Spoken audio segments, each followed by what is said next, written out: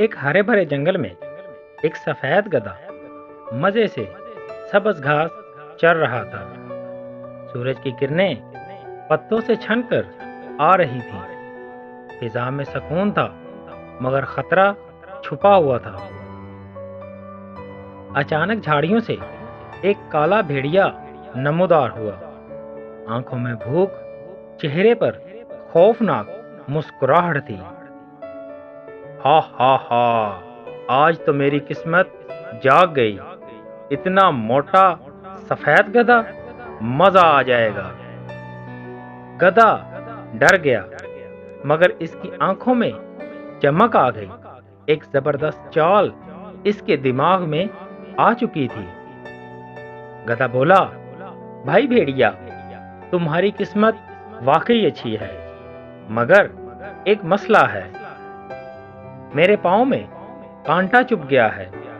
اگر تم نے مجھے ابھی کھایا تو تمہارا گلا زخمی ہو جائے گا۔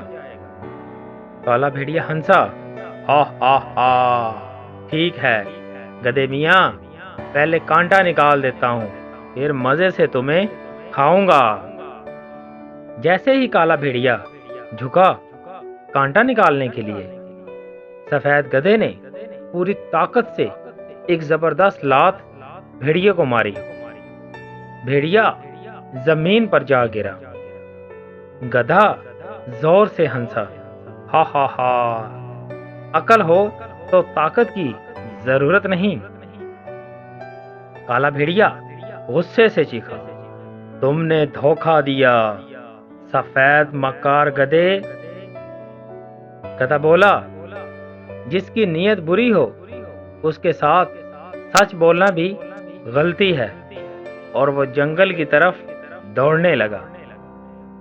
بھیڑیا سر جھکا کر واپس جنگل کی تاریکی میں چلا گیا۔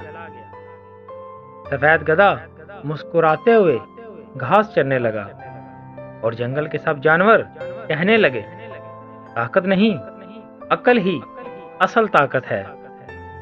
دوستو، اس کہانی سے ہمیں کیا سیکھ ملتی ہے؟ جو دوسروں کے لیے جال بنتا ہے وہ خود اسی میں پھنس جاتا ہے۔ دوستوں، اگر آپ کو ہماری یہ کہانی اچھی لگی ہو تو ہمارے اس چینل کو لازمی سبسکرائب کیجیے گا۔